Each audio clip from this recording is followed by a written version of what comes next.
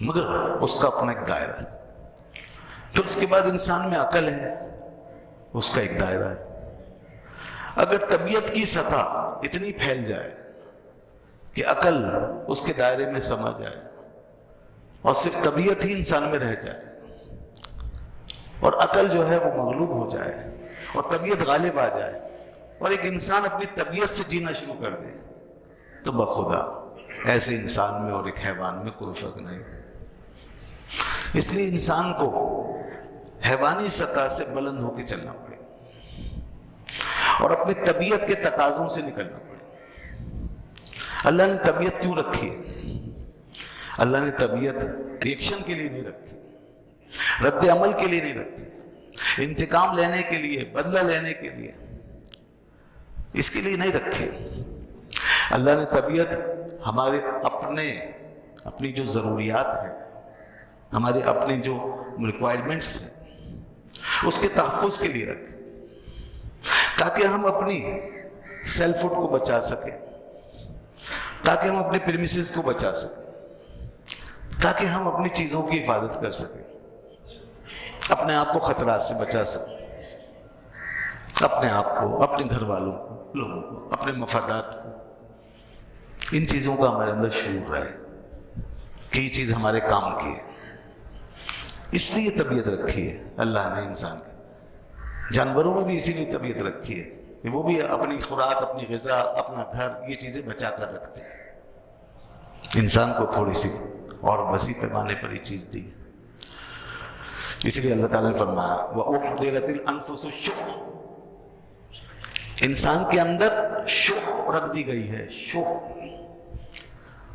کس کو کہتے ہیں؟ اپنے مفاد سے محبت، اپنی ضرورت، اپنے فائدے کا ادراک.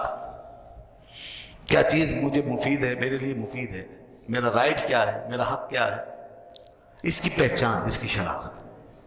اگر انسان کے اندر یہ شح نہ ہوتی فطرت کی سطح پہ، نیچر کی سطح پہ، تو لوگ اپنی اشیاء سے، اپنی چیزوں سے، اپنے اموال سے، اپنے معاملات سے بے نیاز ہو جاتے ہیں، مستغنی ہو جاتے ہیں اور یہ جد و جہد ختم ہو جاتی ہے. تو اس لیے یہ چیز رکھی ہے اللہ نے. مگر یہ ایک نیچر ہے.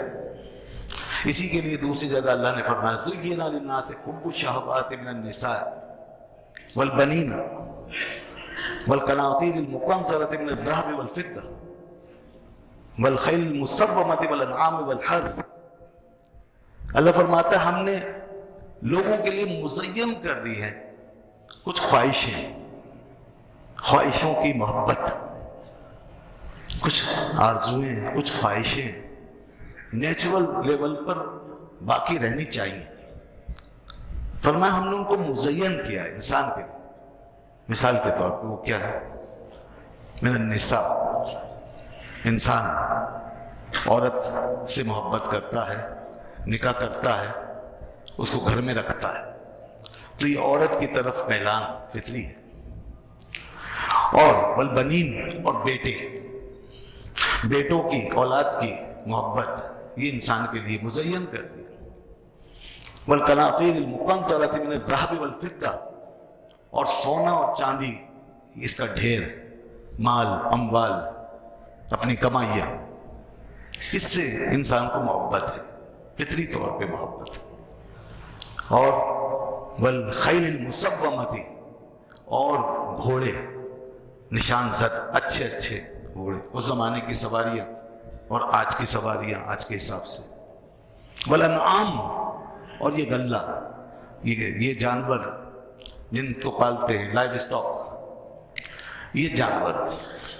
والحرث، اور کھیتیاں، زمینیں، کھیتیاں، باغات، یہ سب چیزیں کام آنے والی تھی. ان کے ساتھ ایک فطری اور نیچرل لنک پیدا کر دیا گیا. اگر نہ کرتا وہ اور ہماری طبیعتوں کو بے نیاز بنا دیتا، مستغنی کر دیتا، پر وہی نہ ہوتی تو ایک گھر بھی شاید بسا ہوا نہ ہوتا. کون یہ بکھیڑے پالتا؟ کون عورت کا بوجھ اٹھاتا؟ کون بیوی بچوں کے لیے یہ دکھ درد جھیلتا؟ کوئی نہیں کرتا. کیوں مارا پھرتا انسان پیسہ کمانے کے لیے، مال جمع کرنے کے لیے؟ क्यों कारोबार करते, क्यों दुकानें खोलते, क्यों बिजनेस होते, आराम से बैठे रहते, हाथ पे हाथ रखते। तो सारी सरगर्मियां और सारी एक्टिविटीज मांद पड़ जाती, बल्कि खत्म हो जाती, कुछ भी नहीं रहता। और यहाँ आसमानों जैसा मंजर होता। फरिश्तों की दुनिया में ये चीज नहीं। ऊपर जाए ना आसमान के ऊपर, वहां कुछ नहीं मिलेगा, ना कोई कारोबार मिलेगा, ना बिजनेस मिलेगा, ना घर बार मिलेगा।